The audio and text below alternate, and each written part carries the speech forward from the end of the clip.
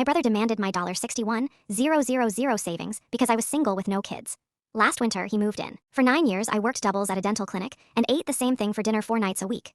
No trips, no new car, a phone I kept until the battery gave out. By the time I was 33, I had $61,000 in a savings account and a printout of a small house on Merrick Street with a bad roof and a very good yard. I told my family at Easter. My mother said, "That's nice, honey," and asked my brother about his knee. Then Wes put down his fork and said, "We should talk about that." Wes is 5 years older than me. He has a wife named Priya, 2 kids, and a way of making a request sound like a decision already made. He had found a lake place, he said. 3 bedrooms, a dock, a cellar in a hurry. He needed $60,000 by the end of the month. I said I was buying a house. He laughed, not meanly. That was the worst part. "Come on," he said. "You're single, you don't have kids. What exactly are you saving for?" My mother nodded along and said, "He has a family, sweetheart. You have a cat." I said no.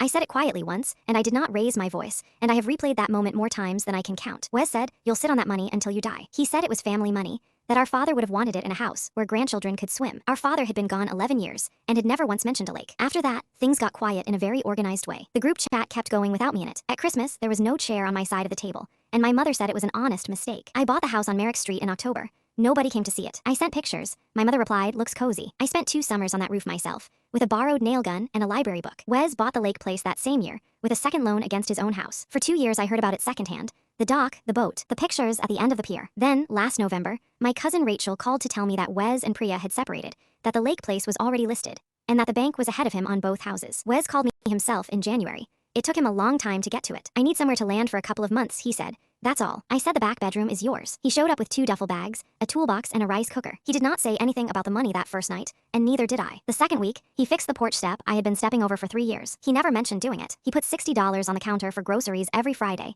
which is what he can manage, and I take it, because taking it matters more than the $60. In March, we were sitting at the kitchen table, and he set his cup down and asked if I remembered what he said that Easter, about how I did not need the money. I told him I did not remember. That was a lie, and it was the kindest thing I had. He nodded and looked at the table for a while, and then he asked what I wanted to do about the gutters. He has been here 7 months now. He still calls it a couple of months. I let him,